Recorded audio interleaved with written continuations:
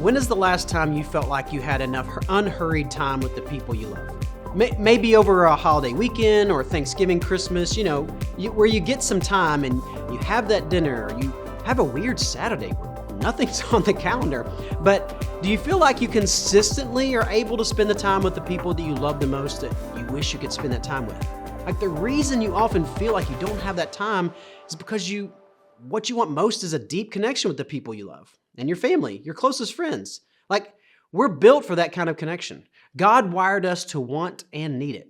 And we all crave it, whether you're a Jesus follower or not. And actually, much of what we do is driven by that. It's just that things we choose to do aren't always successful at delivering that kind of connection. Let me show you what I mean. As Americans, we spend about $1,000 per person per year at Christmas.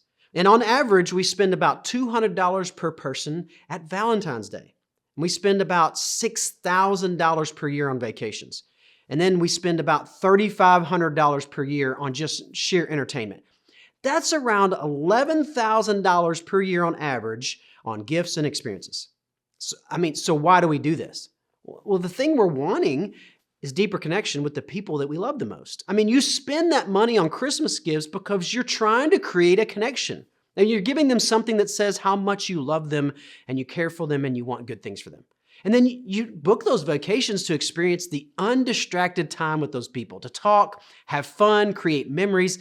It's all about creating that deeper connection.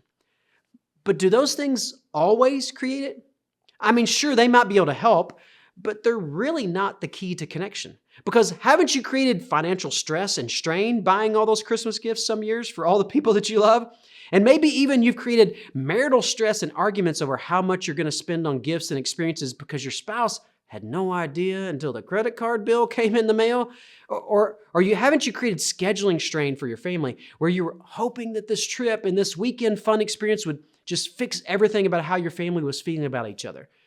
But have you ever done those things and then you got really disappointed or felt empty afterward because you did them, but they didn't deliver the results that you'd hoped to get? Here's what I mean. What if building deeper connection isn't at its core about the special moments or the big trips? What if you could build deeper connections with just 3 simple changes to the habits that you practice every week? What if it's something so simple that every one of us could do it? So today we're going to begin a series called 3 Things Nobody Told You About Relationships.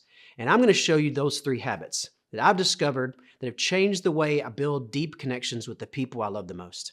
They've worked for me, and I know they'll work for you, and I'm so confident they will work for you because Jesus taught us and modeled this kind of life for us. So whether you're a follower of Jesus or not, and whether you want a better marriage, better dating experience, better friendships, better connection with your kids as they grow up, better relationship with your parents, these 3 things will work in any of those relationships. No matter what kind of relationship you want to build, you can get deeper connections.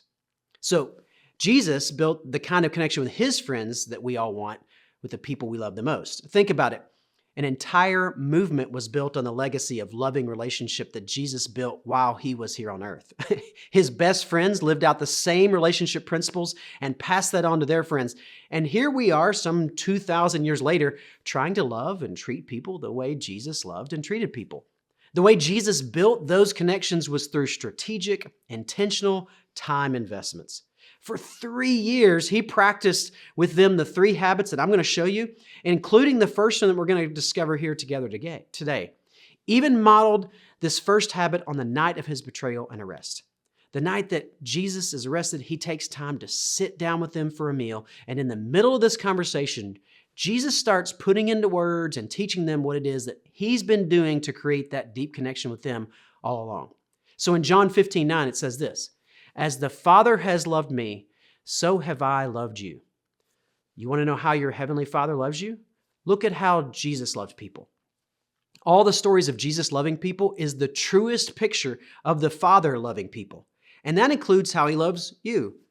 Jesus says, "I love you with the same love that the Father loves me with." So Jesus' advice on how they can do this too, he says this next, "So remain in my love." In other words, he says, don't drift away. Don't move away from it and look for a different way to do it. Don't try to earn it because it's unconditional, and don't try to take it for granted and forget how amazing it is to be loved like this. But what does remaining in Jesus' love look like? I mean, how does that work? So Jesus explains. John 15:10 says, "If you keep my commands, you will remain in my love, just as I have kept my Father's commands and remain in his love." Now, it sounds like he's making the criteria for remaining his love based on keeping rules, being perfect. He says, keep my commands. If I don't obey God, he doesn't love me? Not at all. That's not how it works. It doesn't line up with any of those stories we read about how Jesus treated people at all in the New Testament. We see Jesus interacting with and inviting all kinds of people who were definitely less than perfect. They weren't exactly fulfilling the rules. You can just look at his disciples that he picked and see that. He chose a tax collector, some pretty rough fishermen, and a guy who wanted to be part of a coup to overthrow the Romans. I mean, just to name a few. So if he's not talking about getting it all right, and he's not trying to create a new set of rules for us to follow in order to earn his love, what does Jesus mean? Well, here's what Jesus is doing. Jesus is explaining how deep relationships work, not that you have to earn his love. He's inviting us to share in a deeper connection with him and God the Father. He's showing us how deeper connections are formed with the people around us. He's giving us a key to better relationship. It's like, hey, I want you to understand how this works so you can get it in on how good this is. Like, you want better, deeper, more fulfilling relationships? This is how it works. It starts with understanding how I've loved you. So think about this. There's not a single command Jesus gave that's not a tangible, simple way for us to do what he's talking about here. When we trust him and do what he says for us to do, we have the ability to experience the full love of God, and we begin to understand how to love others like he does. Jesus commanded us to forgive others. Why? Because we've been forgiven by God fully. And to experience that forgiveness creates a certain peace and gratitude in us. And then giving that forgiveness to someone else, that creates peace and gratitude for them and increases your own. So Jesus commanded us to serve others. Why? Because when you begin to focus on serving others beyond your own needs and wants, you connect with God's bigger purpose for your life. And that creates a sense of fulfillment that you can't find by only serving yourself. And bonus, it creates a deeper connection with the person you're serving because they experience that gift from you. Take any command from Jesus, and you'll see how it fits into this exact frame, which is why Jesus says this next in John 15:11. I have told you this so that my joy may be in you and that your joy may be complete. What he wants for you to experience is joy, fulfillment, and fullness. And yet, here's what I know about all of us. We don't believe that about him. It's why we avoid doing so many of the things that he tells us to do. His intention is never to create a transactional connection with you. If you'll be good, I'll give you good things in return. No. But as soon as you stop doing all the right stuff, hey, I'm going to quit loving you. Instead, he shares with us the very foundation of the way his love works. And it turns out that love gives us the key ingredients of relationships that put us where we want to most be. And we ignore a lot of it. And he knows the way to experience that is through deep connection and relationships with the people around you. The joy comes through the relationships with him and others.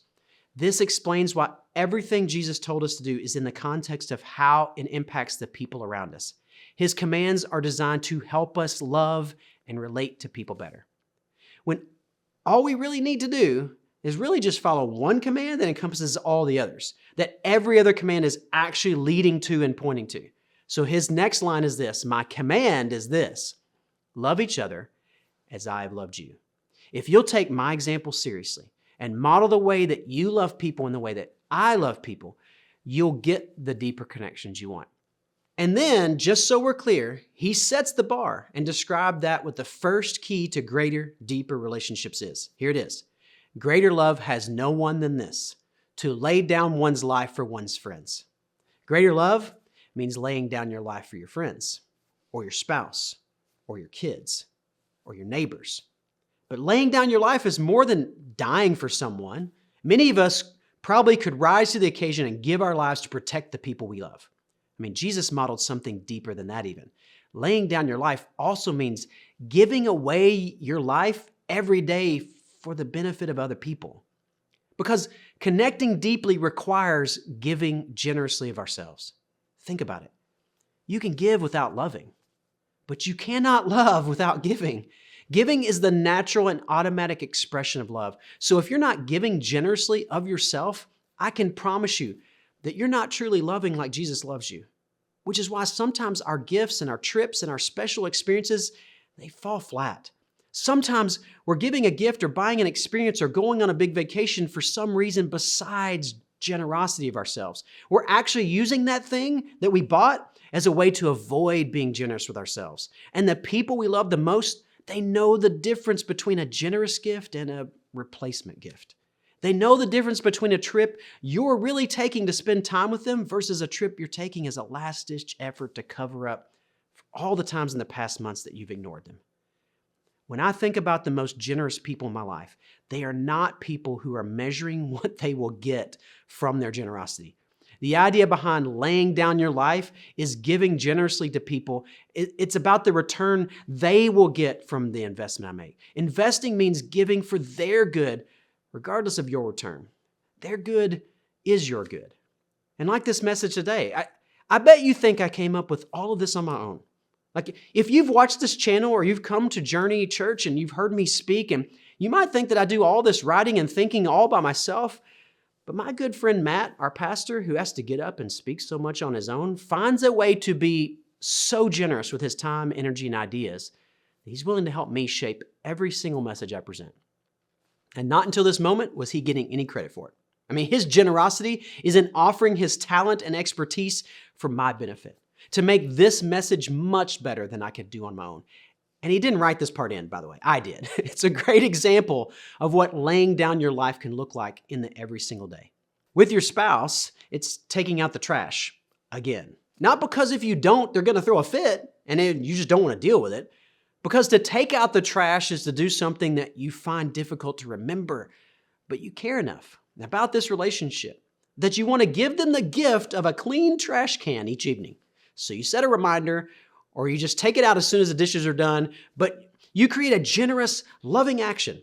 Is this an investment in their good regardless of what you get out of it? Yeah, of course. With your kids who require so much attention at bath time and bedtime, right when the best games are on, or right when your brain has no energy to do anything more than read the subtitles on TikTok Reels. Like you realize that reading them another story, or singing them another song, or listening to their really long prayer, you know that's laying down your life. It doesn't mean you have to complete every ridiculous request they make at bedtime. It does mean that you actually give yourself to them in this moment, whether that's calming their fears or setting clear boundaries that will require you the next hour to enforce, or giving them your undivided attention. That's generosity. You're giving them you. Laying down your life is a strategic, intentional investment of your time and energy and life. It doesn't mean you have to become a people pleaser and do everything they ask you. This isn't about becoming a martyr to meet every desire of the people you love, but it does mean giving of yourself generously. What can you give someone this week that will cost you something? Time, connections, money, energy? What if your greatest contribution to the world were the way you encouraged your coworkers because you were always ready to send words, messages, and comments that show them how valuable their work is? What if your greatest contribution was the way you served your community out of love and generosity with your time, not the recognition you get at your job? What if your greatest contribution to the world was the way you raised your kids to be confident in their identity in Jesus, that they understand the way God has called them and gifted them, and rather than doubting themselves and their value, they just move through life confidently? Here's what I know. Laying down your life is a generous activity, and God takes that seriously every day. In fact, I think every time you lay down your life for someone else, especially in those daily, mundane, nobody is going to notice ways, God gets to work. He starts doing what only He can do. He takes your generosity and He multiplies it for the good of the people you're investing in, and He multiplies your joy. Not in the moment all the time, but it takes on compound interest in your life. Because when you make those kind of generous investments, when you begin to see how giving yourself to the good of someone else really makes a difference, you get a deeper connection with that person and a deeper joy from your Heavenly Father. So what's the next generous act you need to make this week? Stop searching for loopholes and talking yourself out of it. Instead, choose to lay down your life, and you'll find the deeper connection you've most wanted. You will never regret the generosity laying down your life daily for the people around you.